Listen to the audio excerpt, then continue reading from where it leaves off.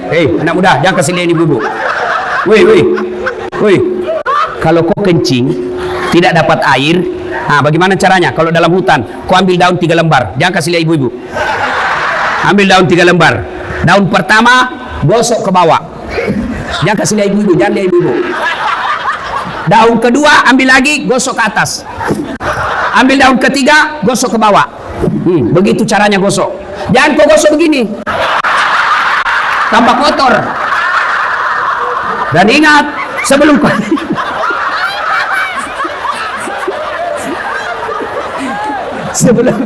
ingat itu daun, sebelum kau pakai itu daun, periksa dulu, siapa tahu ada ulat.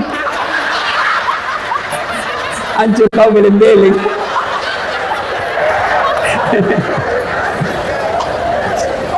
Ayo, Bapak Ibu pengurus masjid, takmir masjid sudah habis dia mau dibangun.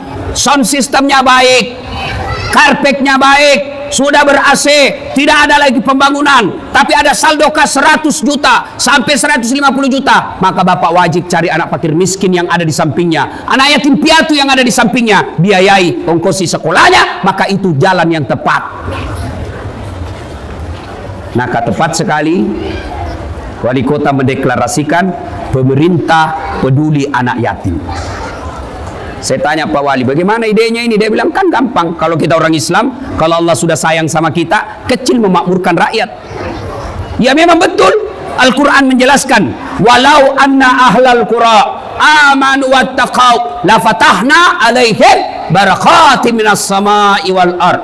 Apabila penduduk suatu negeri, penduduk Tanjung Balai beriman dan bertakwa kepada Allah, dia santuni anak yatim, dia sekolahkan anak yatim, dia hormati anak yatim, dia muliakan anak yatim, maka Allah turunkan keberkahan dari langit dan keberkahan dari dalam tanah. Itu janji Allah, bukan janji caleg. Kalau janji caleg deh, andai boleh kita dijanji surga, surga pun dijanjinya. Pilih saya, sama-sama kita orang Melayu. Ini kartu nama saya. Kalau saya menang, telepon saya 24 jam. Ini nomor teleponku. Begitu terpilih, dia ganti nomor HP-nya. Beling-beling. Bapak Ibu saudara-saudara sekalian, maka Pak Wali Kota kumpulkan kepala dinas, kumpulkan kepala bagian, kumpulkan para pegawai, paksa dia masuk surga. Lebih baik kalian pegawai negeri dipaksa masuk surga daripada kalian sukarela masuk neraka. Kan. Beda itu kalau wali kota punya perintah dengan ustadz. Coba kalau wali kota bilang, saudara-saudara kepala dinas, siapa yang menyumbang untuk anak yatim? Langsung semua, 2 juta Ustaz, Pak Wali, saya 3 juta Pak Wali, saya 5 juta Pak Wali. Lalu Bapak kalau ada yang tidak ada yang ngomong, Bapak bilang sebenarnya banyak menjadi kepala dinas. Kalau Bapak tidak siap membantu anak yatim, ya saya mohon dengan hormat Bapak minggir dulu jadi kepala dinas. Oh, langsung nyumbang semua 10 juta Pak Wali. Itulah yang disebut dipaksa masuk surga daripada kau suka rela masuk neraka. Wali kota diktator, masa dia potong seenak-enaknya? Itu agar kau masuk surga. Lebih baik daripada kau pakai pikaroke dan licik. Dilarang pakai pelat merah pergi pikaroke, dia ganti pelatnya pelat bodong. Dongo. Pergi panti asuhan. Kenapa ke panti asuhan? Itu yang dicintai Allah. Ada orang dia bilang lebih ke panti pijat. Kenapa panti pijat? Panti asuhan. Dia bilang sama saja Ustadz, sama-sama panti. Memang sama panti tapi beda cita rasanya dong. Kalau panti pijat, lain kau pijat, lain mengeras.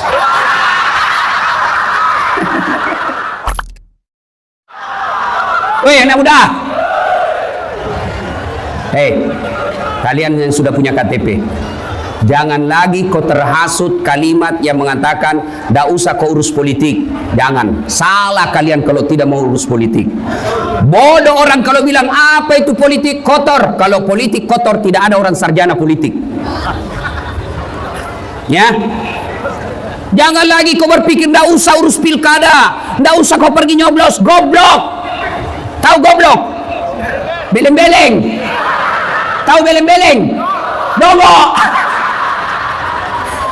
Ayo, kenapa perlu peduli politik? Dek, kamu bilang begini, sudahlah kau sekolah aja yang baik. Kau pergi sekolah dari jam 7, pulang setengah 4. Tiap hari kau ranking 1 selesai kuliah.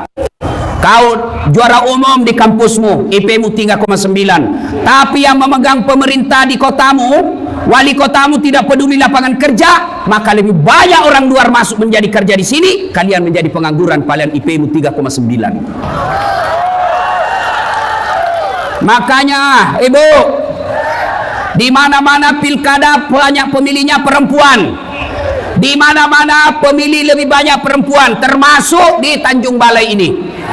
Ibu, mau memajukan kabupatennya? Mau anak-anaknya punya lapangan kerja? Jangan disogok ketika pilkada.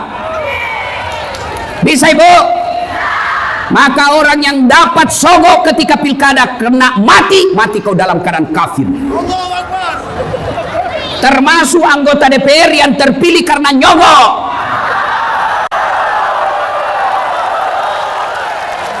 Ada begitu di Tanjung Balai? Banyak. Kau salah, kenapa kau pilih nyogok? Mestinya jangan kau pilih.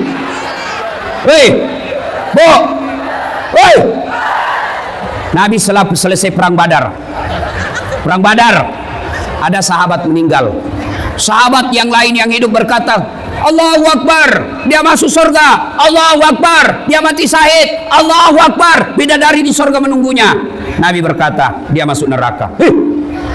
Kenapa bisa masuk neraka ya Rasul? Dia membela agama Allah, dia mati syahid, berjuang bersama Rasul. Kok bisa masuk neraka ya Rasul? Nabi katakan, kau periksa kantongnya. Periksa kantongnya. Ternyata ada barang Baitul Mal yang ada di kantongnya yang diambil secara tidak halal. Coba, siapa yang bisa begini? Termasuk kepala-kepala dinas, kalau pindah rumah dinas hilang semua gorden. Yang ketawa orang serius ini, Bos. Gaspol toh?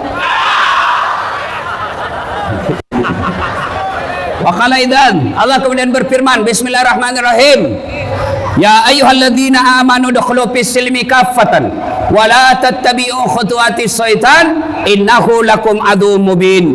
Wahai orang-orang yang beriman, masuklah engkau ke dalam Islam secara sempurna, bukan Islam pencitraan, bukan Islam pilkada, bukan Islam karena politik, tapi Islamlah secara benar.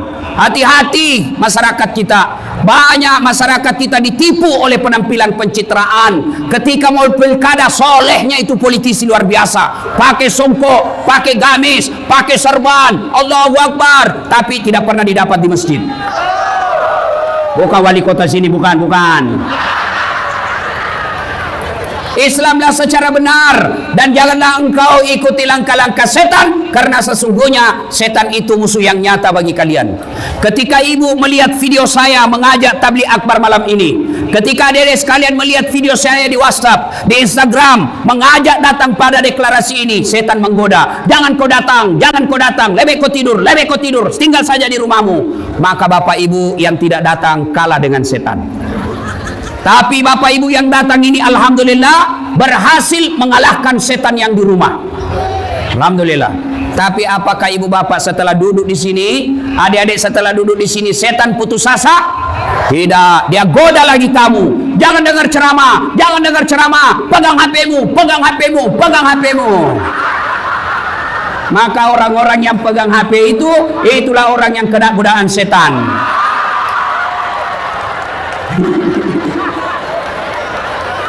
Kalau sudah tahu bahwa pegang HP saat ceramah godaan setan, masih dia pegang HP-nya, maka bukan godaan setan yang mengenai dia, tapi dia sudah jadi setan.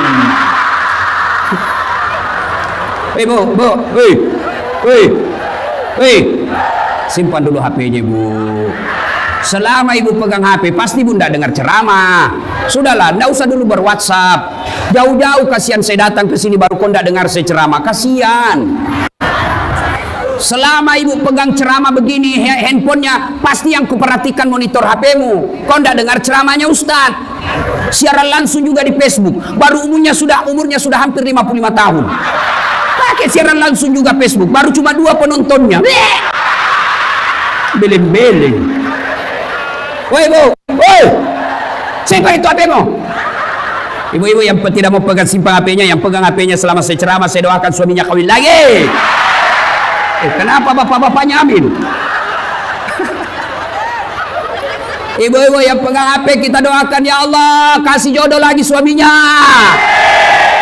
Satu lapangan doakan suamimu. Sebentar foto-foto ibu, sebentar. Saya di Makassar Pak Wali, saya lagi ceramah, beginilah model saya. Tiba-tiba ada ibu-ibu di belakang saya. Barusan ada orang saya ceramah di belakang saya. Ternyata diambil HP-nya, selfie. Rata-rata fans saya kan ibu-ibu. Ibu yang sudah muka sakaratil maut. Capek sudah ceramah lah, sudah bilang, Ustaz boleh selfie? Sini. Terpaksa kita layani deh, karena kalau tidak update status Ustaz Dasat sombong banget. Terpaksa kita layani selfie. Sudah, ulang Ustaz, kabur Ustaz, ulang lagi Ustaz, gele Ustaz dalam hatiku. Biar kau ulang 10 kali, namun kamu yang kabur.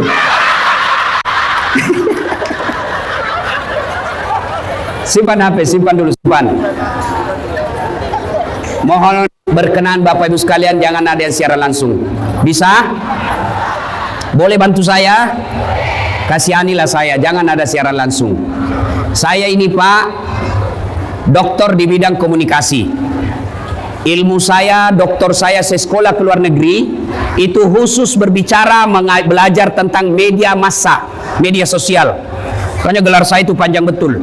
Sebenarnya ini Pak Wali masih ada kurang satu. Masih ada kurang gelarku satu ini. Di depannya masih ada kurang doktor. Nah itu di belakang PhD. PhD itu doktor luar negeri, doktor DR, nah itu doktor dalam negeri. Yang PhD saya sekolah ke luar negeri, bicara soal media sosial.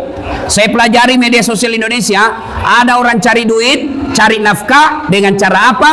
Mencari-cari kesalahan ustadz ketika dia siaran langsung. Simpan dulu HP ya, boleh ya? Minta tolong, ada yang siaran langsung, bisa? Oke. Wa qala idzan bismillahirrahmanirrahim. Innallaha wa malaikatahu yusalluna ala nabi. Ya ayyuhalladzina amanu sallu alaihi wa sallimu taslima. Sesungguhnya Allah dan para malaikatnya bersalawat kepada Rasulullah Muhammad sallallahu alaihi wasallam, maka wahai orang-orang yang beriman, bersalawatlah kalian kepada Rasulullah dengan sebaik-baik salawat. Maka saya mau ajak Bapak Ibu bersalawat.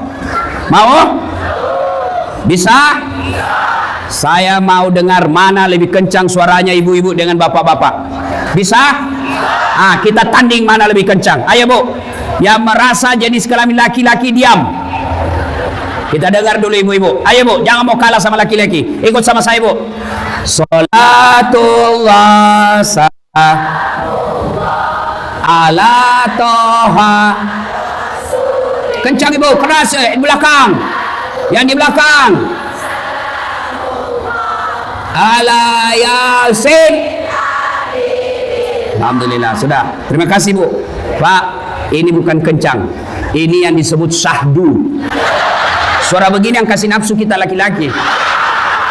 Makanya Ibu, kalau kau ditelepon kepala dinas, jangan mendayu-dayu suaramu pegawai honor. Assalamualaikum Dek. Waalaikumsalam. Bagaimana Pak? Kadis tidak nafsu. Lagi di mana Dek? Di rumah aja dong Pak. Yang kencang dong kalau ditelepon Pak Kadis. Assalamualaikum Dek. Waalaikumsalam. Lagi di mana Dek? Di rumah. Lagi ngapain? Apa kau tanya? Oh, enggak diteleponnya lagi kau besok itu.